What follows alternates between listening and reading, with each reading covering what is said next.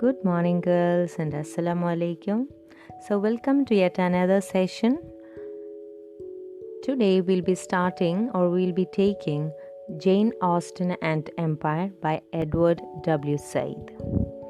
As you know, this is the work that has been prescribed for you, the text that has been prescribed for you in the module Post-Colonial Criticism.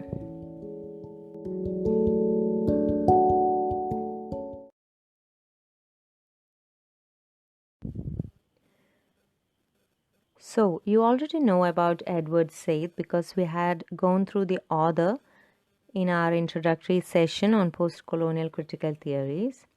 Anyway, we'll go a bit more detail about the author because he is an important author and considered to be a proponent or a founding father of post-colonial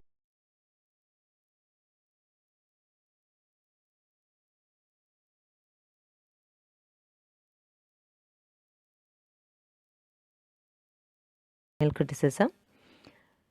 He was born in Jerusalem in the year 1935. An important thing to note here is that he was born during a time when the British mandate was going on in Palestine. And he was later educated in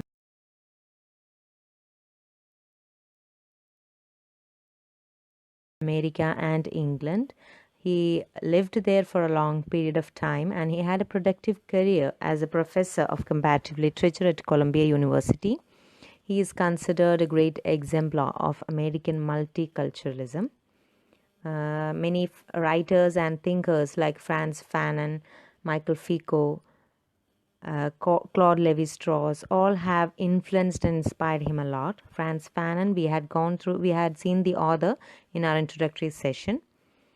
In his own words, he says that I am a man who lived two quite separate lives. One as an American university professor and the other as a fierce critic of American and Israeli policies. He always spoke for the Palestinian cause and he was a great proponent of that.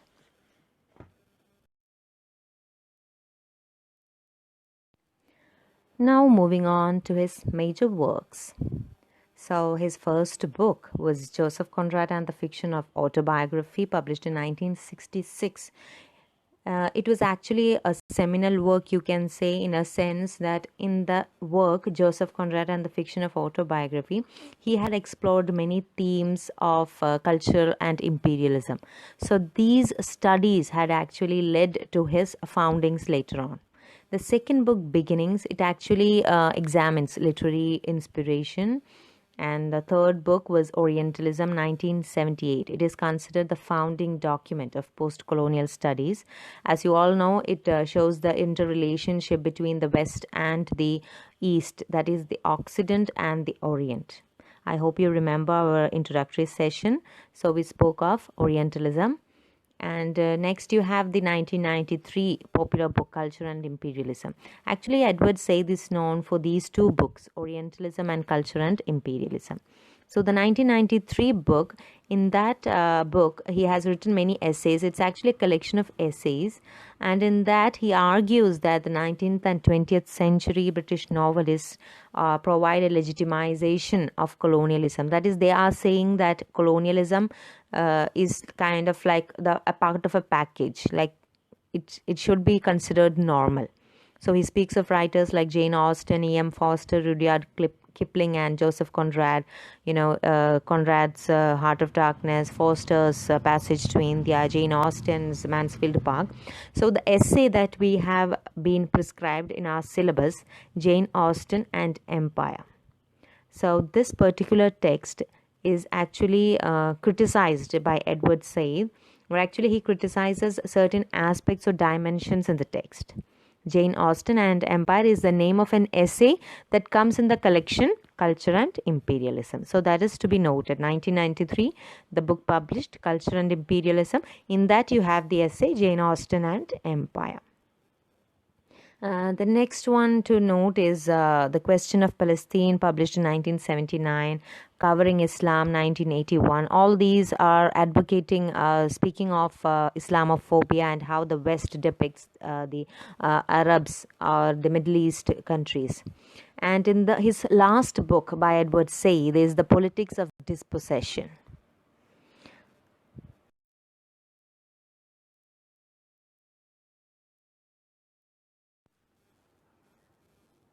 Okay, so as you all know, this is Jane Austen, the most popular Victorian writer, and her popular work, Mansfield Park. So, Jane Austen and Empire is an essay that is written by Edward Said, which deals with the concept of colonialism.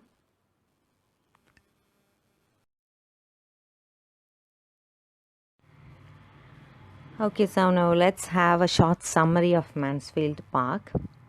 The story Mansfield Park, it actually revolves around the central character, Fanny Price, who at the age of 10, that is, she is sent from her own home in Portsmouth.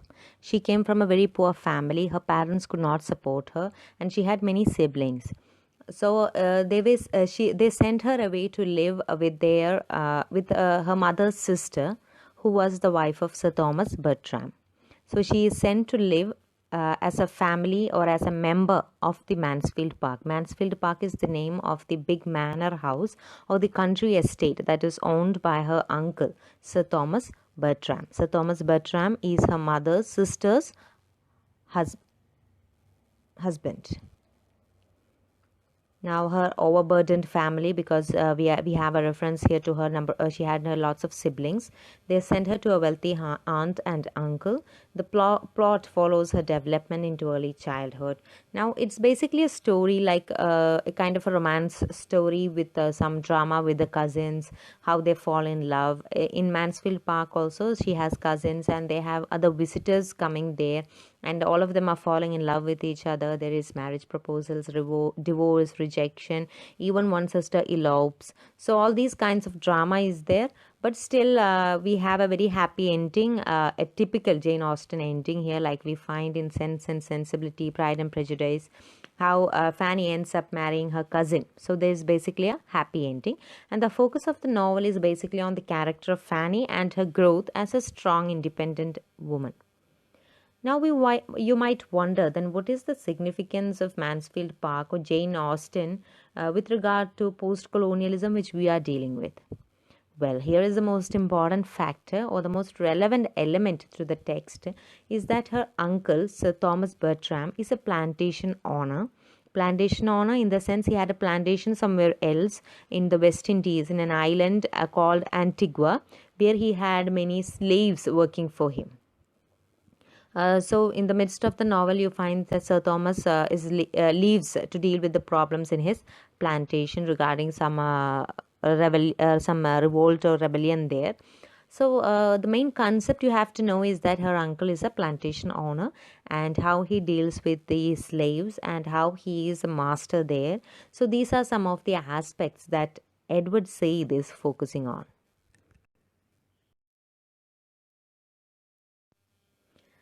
Okay, now coming to our prescribed text or the essay by Said, that is Jane Austen and Empire. It is an essay by Edward Said in his book Culture and Imperialism. Now it shows Said's perspective on Austen's Mansfield Park. So it's actually a theory or criticism is like that you have a rereading of certain established classics or books, and that is how you analyze a text. So Said had a post-colonial reading, or as we said in the intro class, he was looking at Austen's Mansfield Park through the post-colonial lens, so to speak. So the novel, it represents the colonial mode of life, the interplay between rural and urban places. This is actually shows a symbol between England and its colonies. England is represented by Mansfield Park, the owner Thomas Bertram. The colony represents the slaves or the plantation workers. So the colonies are actually farmland for the British protection. That is, the colonies or these plantations. In the novel, it is the plantation. So in the plantation, it was a kind of a sugar plantation there. So the sugar plantation, it was like a farmland, or it was it was what provided Sir Thomas Bertram with his what can we say, wealth. So the colonies, when you speak of British imperialism or colonialism, the colonies were farmland for the British production. It provided England with commodities in order to increase the wealth of the country. In Mansfield Park, that is in the novel, Antigua represents the colonies and Mansfield Park is the British Empire. Mansfield Park is the country home or the country estate owned by Sir Thomas Bertram. Now, Sir Thomas Bertram is portrayed as the master who is exploiting the slaves in the plantation in order to run his estate and so that he can earn money. That is where he gets his profit from, is the plantation. Now, Said is implicating Mansfield Park in Western culture's casual acceptance of the material benefits of slavery and imperialism.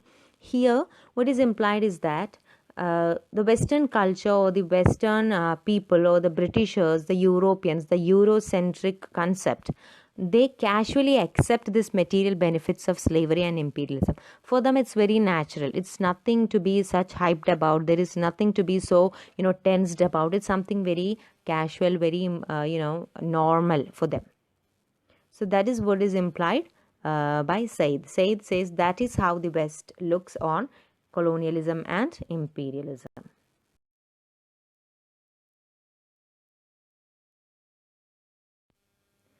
So here we have more points from the essay. So I've just gone through the essay completely, and I've just cited some important points for you to look through and study.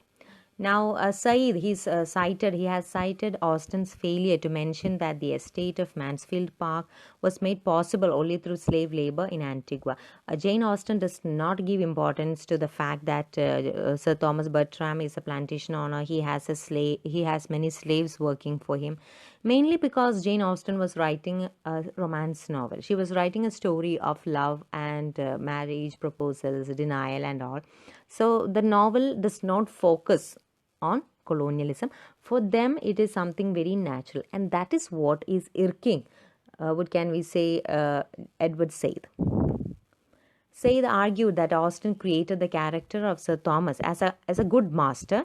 He was very competent in running his estate in the English countryside, and he was also exploiting his slaves at the same time.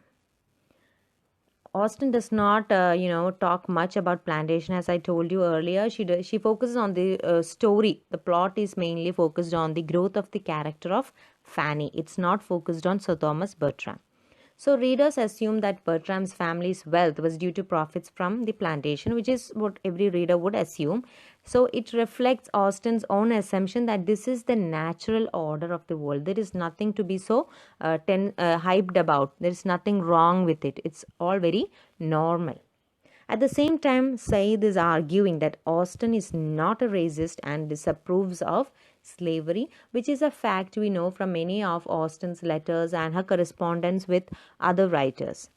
So Austen was a writer or was an author who campaigned or who always spoke for this abolishing slavery. So it's not that she was supporting slavery in any way, but she did not disapprove of slavery in the novel.